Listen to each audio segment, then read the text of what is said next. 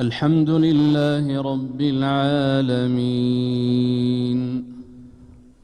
الرحمن الرحيم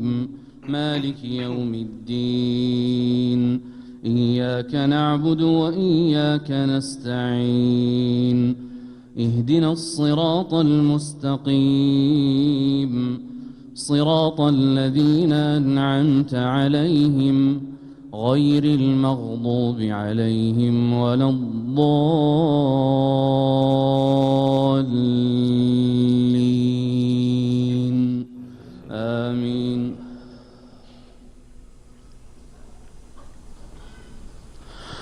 ما ننسخ من آية أو ننسها نأت بخير منها أو مثلها ألم تعلم أن الله على كل شيء قدير ألم تعلم أن الله له ملك السماوات والأرض وما لكم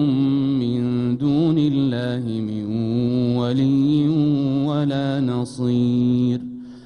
أم تريدون أن تسألوا رسولكم كما سئل موسى من قبل ومن يتبدل الكفر بالإيمان فقد ضل سواء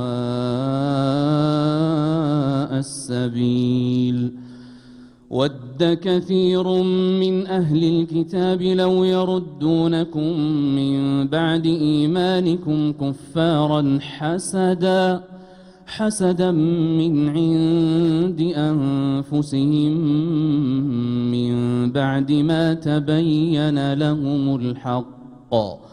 فاعفوا واصفحوا حتى يأتي الله بأمره إن الله على كل شيء قدير وأقيموا الصلاة وآتوا الزكاة وما تقدموا لأنفسكم من خير تجدوه عند الله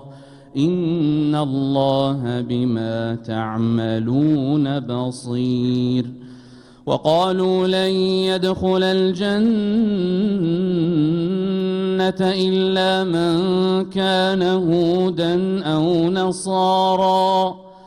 تلك أمانيهم قل هاتوا برهانكم إن كنتم صادقين بلى من أسلم وجهه لله وهو محسن فله أجره عند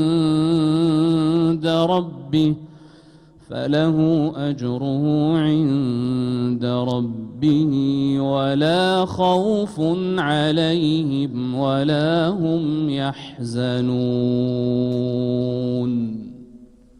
الله